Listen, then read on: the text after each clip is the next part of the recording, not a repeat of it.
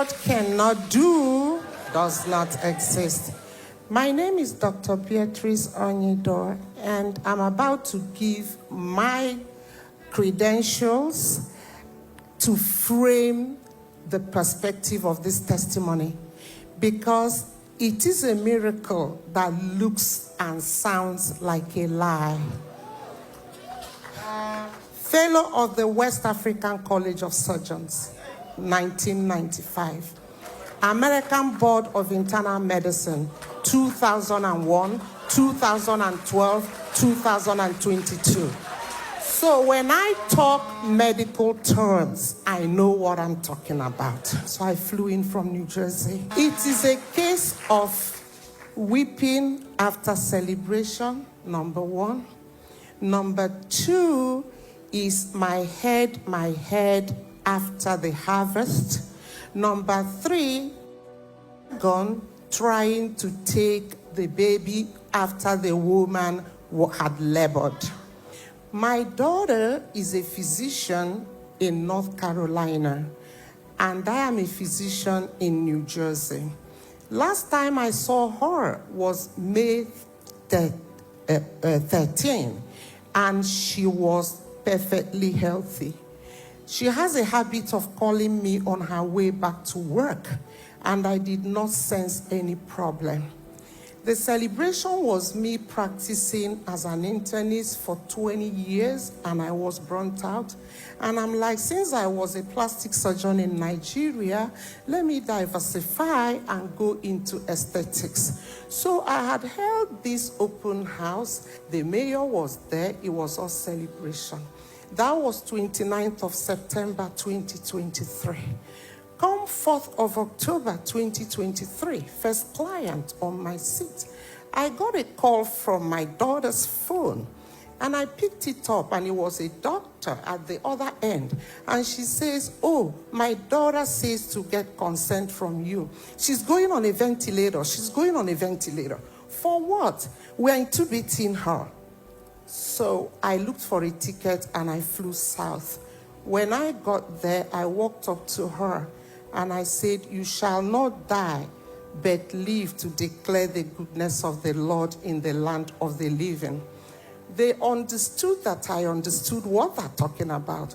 So they brought the labs. They were interviewing everybody, from her children to her husband.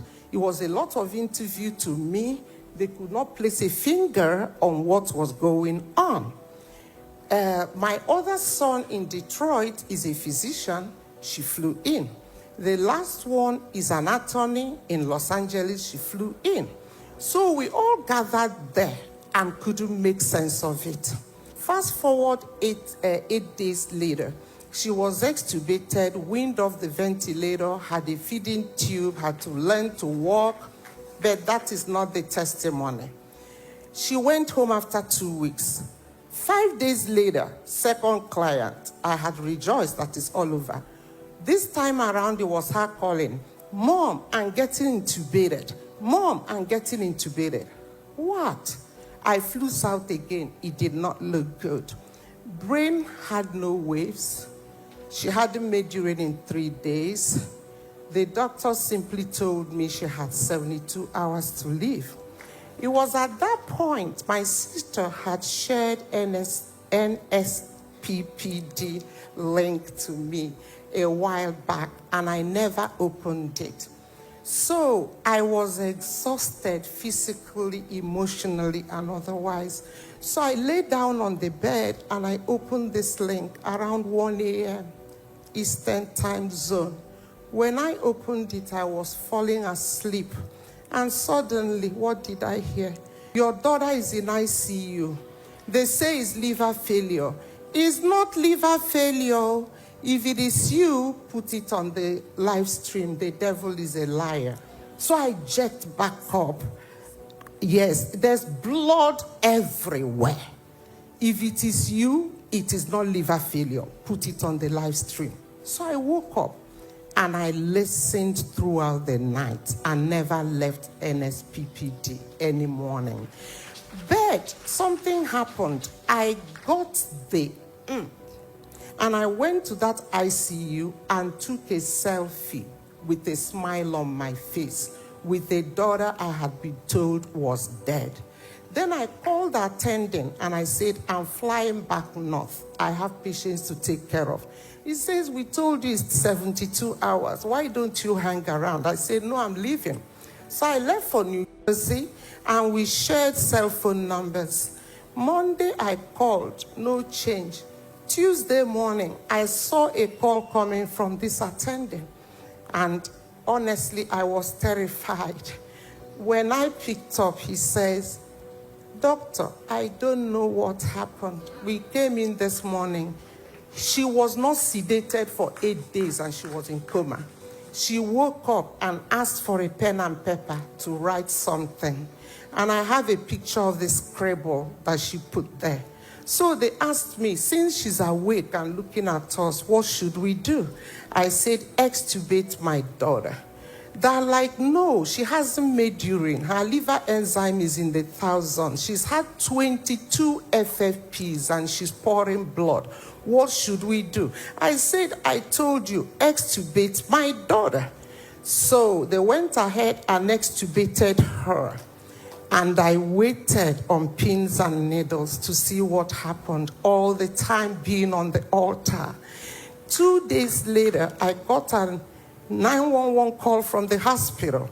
What is going on? Your daughter is not obeying us. She's eating a burger. She has not had swallowing evaluation. She has not been cleared to eat. She's MPO and she's eating a burger. So I said, did she choke? They said no. Is she complaining? They said no. I said, give her 2 burgers.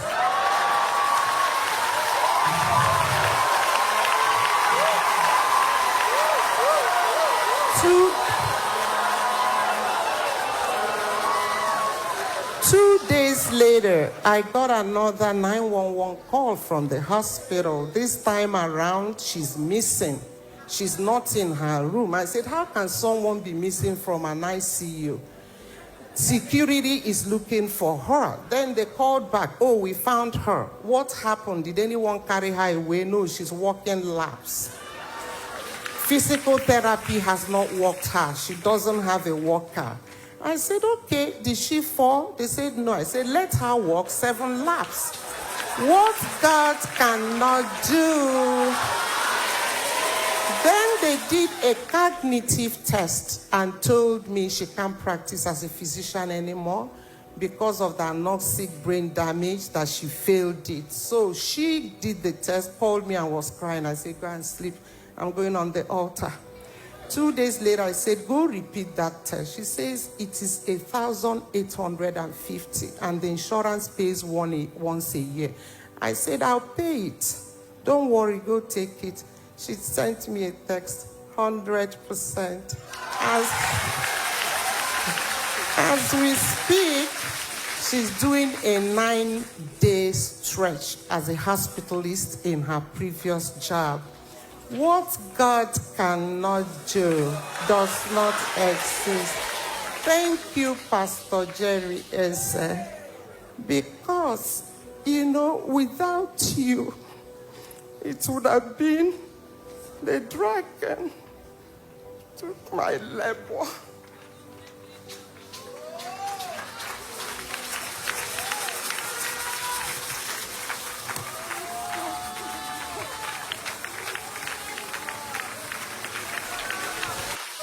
And as